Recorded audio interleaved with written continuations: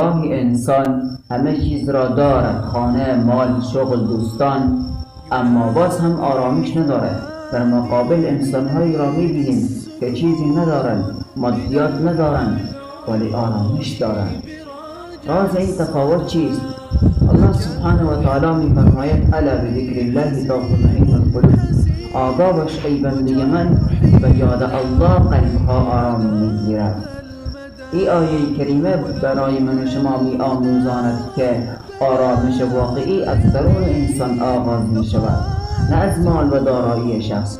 مال و دارایی شخص درسته که آسایش ظاهری را برای او فراهم می‌کند، ولی آسایش واقعی نعمتی است، بخششی است از طرف الله که برای بندگان صالح عطا میشه. وقتی که انسان نماز را با حضور قلب میخواند، قرآن تلاوت می‌کند و مشکلات به الله پناه میبرد، کم کم نگرانی های او جای خود را به امید تبدیل میکنند و قلب او آرامش پیدا میکند.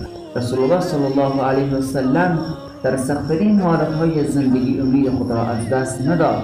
این برای من و شما می‌آموزاند که هرگاه من شما به مشکلی روبرو شدیم، امید خود را از الله قطعا ننماییم و امیدوار باشیم به رحمت الله سبحانه و تعالی.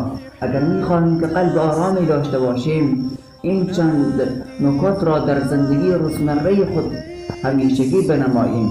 اول اینکه نماز خود را سر وقت خود بخوانیم، دوم اینکه زیاد استغفار بکنیم، سوم اینکه چند آیه از قرآن کریم هر روز با تدبر بخوانیم و در مشکلات به الله پناه ببریم.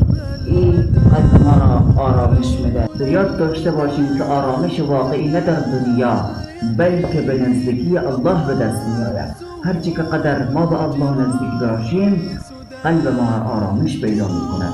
در آخر از الله متعال میخواهیم که قلب ما را با ایمان به خود و قلب ما را با قرآن و با ذکر خود آرامش بدهد و ما را از جمله بندگان صالح و محبوب خود قرار بدهد. السلام علیکم و رحمت الله